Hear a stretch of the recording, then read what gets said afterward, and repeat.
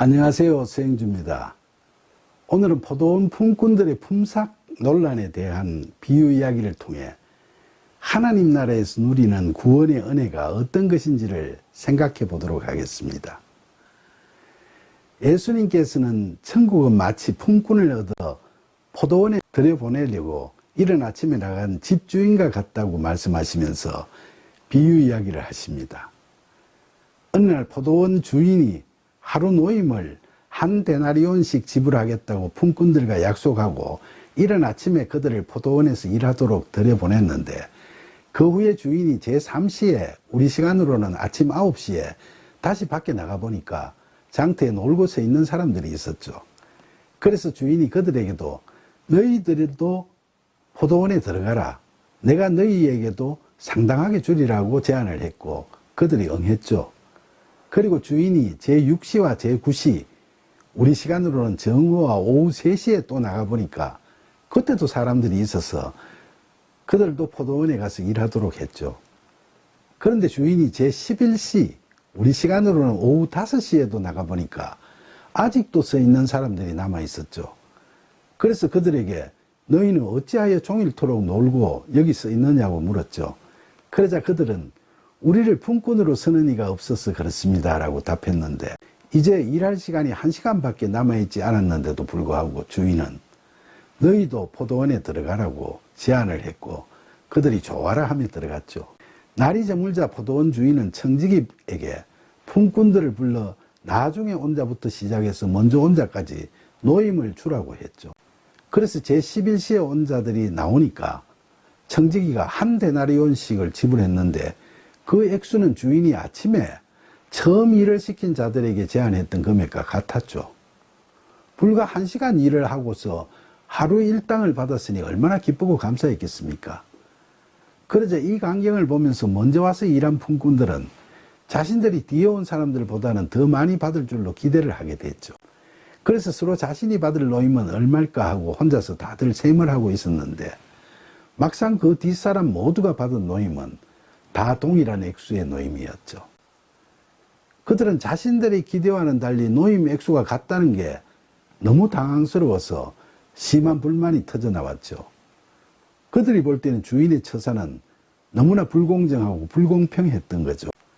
그래서 이른 아침부터 나와서 일했던 자들이 주인에게 나중에 온 이 사람들은 1시간밖에 일하지 않았는데, 그런 그들에게 하루 종일 수고하며 더위에 견딘 우리와 같은 대우를 해주는 건 맞지 않다고 불평하고 원망하면서 심하게 따졌죠.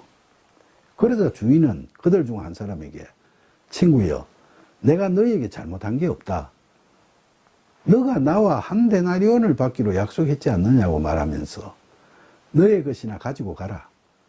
나중 온 사람에게 너와 같이 주는 것이 내 뜻이다. 내 것을 가지고 내 뜻대로 하는 거다. 내가 일한 자들에게 선하게 한 걸 너가 악하게 보느냐? 라고 말했습니다. 그런데 주인과 품꾼들 간의 이 다툼에서 우리가 눈여겨보아야 할 점이 한 가지 있습니다.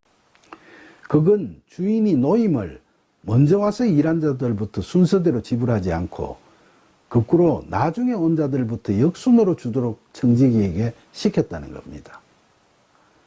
만약 처음 온 사람부터 주었으면 그는 일할 수 있게 뽑아주고 약속된 노임을 주는 주인에게 고마워하면서 돌아갔겠죠. 그 뒷사람은 자기는 3시간, 6시간 뒤에 왔는데 똑같은 노임을 주니까 더 감사하며 다들 만족하고 돌아갔을 거고요.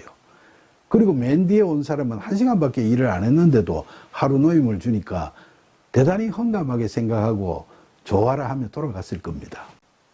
이렇게 순서대로 하면 다 좋았을 텐데 왜 주인은 노임을 일을 한 역순으로 지불을 해서 이런 분란을 일으켰을까요?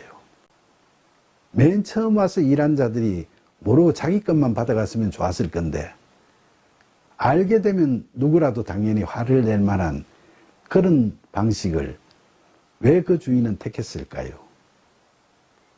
또 이런 비유를 이야기하시면서 마지막으로 예수님께서는 왜 나중된 자로서 먼저 되고 먼저 된 자로서 나중되리라고 말씀하셨을까요? 사랑하는 여러분, 예수님께서 비유 말씀의 첫머리에 천국이 포도원에 보낼 품꾼들을 찾아 이른 아침부터 나간 집주인과 같다고 말씀하셨는데, 하나님께서는 이처럼 언제 어느 때든 우리를 부르시고 오라 하시며 천국, 곧 하나님 나라로 우리를 인도하시는 영혼 구원을 위해 애쓰시고 계십니다. 오늘 비유에서 포도원은 천국을 의미하고 품꾼들에게 지불되는 노임은 천국의 구원 보상이며 그 상급에는 차이가 없음을 이야기하고 있죠. 그러니까 우리가 설사 생의 마지막 순간에 하나님을 만나게 되더라도 우리는 천국으로 갈 수 있는 거죠. 가장 극단적인 예로 누가복음 23장에 보면 예수님께서 십자가에 매달리실 때 그 옆에 두 행악자도 함께 매달렸는데 그 중에 한 행악자가 예수님을 비방하며 당신이 그리스도면 당신과 우리를 구원해보라고 야유를 퍼부었을 때, 다른 한 행악자가 그를 꾸짖으면서 너는 정죄를 받고서도 하나님을 두려워하지 않느냐? 우리는 우리가 행한 일에 상당한 보응을 받는 것이니까 당연한 거지만 이분은 행하신 것이 옳지 않은 것이 없으시다. 그 예수님을 두둔하면서 예수님, 당신의 나라에 임하실 때 부디 저를 기억하소서라고 기도했죠. 그러자 예수님께서는 내가 진실로 너희에게 이르노니 오늘 너가 나와 함께 나그네 있으리라고 말씀하셨다는 이야기가 기록되어 있죠.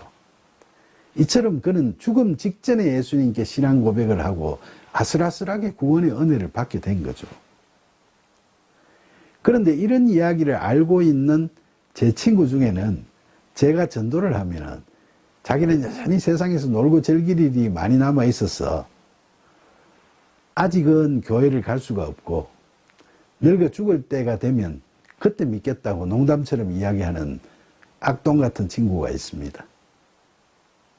그러나 우리가 믿음으로 구원받고 하나님 나라의 백성이 되면 동일한 상급을 받아 누리게 되지만 믿음으로 구원받는 순간이 언제인가에 따라 우리의 인생은 질적으로 말할 수 없는 차이가 있죠. 우리가 하나님을 만나고 믿음의 신앙생활을 시작하는 시점은 모태신앙인 사람들은 태어나자마자이고 그 후에도 어려서부터 교회를 다닌 사람, 또 청년기, 장년기에 다니게 된 사람, 또 저처럼 노년기에 하나님을 만난 사람, 이렇게 신앙의 출발 시점이 다 다양하죠. 그러나 베데스다 연못가에 있던 38년 된 병자처럼 예수님을 빨리 만나지 못했던 그는 그 긴 세월 동안 죽은 목숨과 같은 신세로 살아왔듯이 우리도 하나님을 만나고 하나님 나라에서 평강의 복을 누리며 살아가기 전에는 마치 전쟁터 같은 세상에서 육신의 정욕, 이생의 자랑, 안목의 정욕에 사로잡혀 온갖 걱정과 근심 속에서 그리스 신화에 나오는 시지푸스의 돌처럼 올려놓으면 곧장 내려와 버리고 또 힘들여 올려놓으면 또다시 내려와 버리는 수고하고 무거운 짐을 지고 힘든 삶을 살아왔죠. 오늘 비유에서도 다들 똑같은 노임을 받았더라도 아침 일찍 포도원에 들어간 품꾼은 일거리가 없으면 어떡하나 하는 고민은 하지 않았을 것인데 그 뒤로 들어온 품꾼들은 주인을 만나기 전까지는 일거리 걱정을 하지 않을 수 없었을 거고, 제11시에 마지막으로 포도원에 들어간 품꾼은 한나절 동안 마음을 졸이며 걱정 근심에 하루 종일 시달렸을 겁니다. 사랑하는 여러분, 그래서 예수님께서는 하나님 나라에서의 상급은 누구에게나 똑같은 은혜로 주어진다는 걸 분명히 보여주시면서 하나님 나라를 하루라도 일찍 들어가는 경험을 한 자가 남보다 더 일찍 누리는 평강의 은혜를 깨달으라고 일한 역순으로 노임을 주도록 한 건데, 그들은 그걸 모르고 서로 비교하고 싸우는 거죠. 사람들은 세상 살면서 서로를 비교하고 우월을 가리면서 상대적 위화감과 열등감 속에서 가진 자나 못 가진 자나 다들 시기 질투하고 음해하고 서로 비난하는 죄를 범하면서 살아가고 있습니다. 그러나 하나님 나라에서는 다릅니다. 이 비유에서 포도원은 천국, 하나님 나라를 의미합니다. 그리고 그 포도원에서는 일할 품꾼을 찾아온 이도 주인이고 품꾼으로 선택한 이도 주인이죠. 그러니까 포도원으로 들어오는 것, 즉 천국으로 오는 건 주인, 즉 하나님으로부터 부여된 은혜요 선물이지 품꾼의 자격이나 공로나 행함으로 인한 것이 아닙니다. 그런데 은혜로 남들보다 일찍 하나님을 만난 사람들이 자신이 남들보다 더 일찍 누리게 된 하나님의 은혜를 감사할 줄 모르고 뒤늦게 하나님을 알게 된 사람들도 똑같은 복을 누린다고 불평을 하거나 또 먼저 하나님을 알게 된 걸 벼슬처럼 생각해서 새 신자들 위에 군림하거나 그들을 무시하는 그런 잘못을 저지르면 그런 그들은 영적으로 교만한 자인 거죠. 믿는다고 말은 하지만 아직도 세상적인 것에 젖어 있는 죄인일 따름이죠. 반면에 뒤늦게 하나님을 만나게 된 자일지라도 믿고 나서 보니까 너무 좋았어. 하나님께로 빨리 눈을 돌리지 못한 게 매우 아쉽기는 했지만 그래도 늦게라도 만나게 되었으니 그나마 다행이라고 여기고 기뻐하며 감사하는 삶을 살아가면 그런 사람은 하나님 나라 백성된 삶을 살아가는 복 있는 사람인 거죠. 그래서 예수님께서는 나중된 자로서 먼저 되고 먼저 된 자로서 나중되리라고 말씀하셨던 거죠. 사랑하는 여러분, 하나님을 믿는 우리들 중에는 먼저 된 자도 많고 나중된 자도 많습니다. 우리가 먼저 된 자라면 자신에게 주어진 남다른 은혜나 선물 그리고 남들보다 먼저 받은 상급을 잃어버리는 일이 없도록 늘 기뻐하고 감사하며 기도하는 삶을 살아야겠죠. 만약 그런 우리에게 하나님께서 먼저 찾아오시고 불러주신 은혜가 없었다면 우리가 어떤 삶을 살았을까요? 허망한 삶 속에서 공고하게 살았겠죠.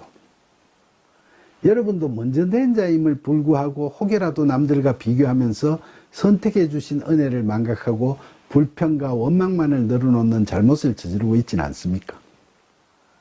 우리가 하나님 나라의 복을 누리고 있는 걸 우리 누구도 스스로 자랑할 게 없습니다. 은혜로운 선물을 주신 하나님께 그저 감사해야 할 따름이죠. 그리고 우리가 나중된 자라면 영적으로 오후 5시가 다 되도록 포도원에 들어갈 기미가 없던 상황에서 주인의 선택을 받은 은혜의 순간을 잊지 말아야겠죠.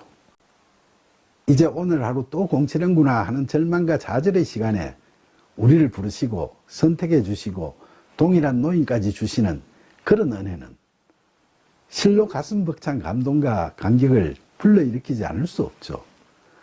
이처럼 오늘 비유 이야기는 우리에게 자신의 공로를 내세우는 율법주의적인 바리새인이 되지 말고 죄인이었던 우리를 일찍이든 늦게든 다 때가 찼을 때 구원해 주신 하나님의 은혜에 그저 감사드리는 참된 그리스도인이 되기를 권고하고 있습니다.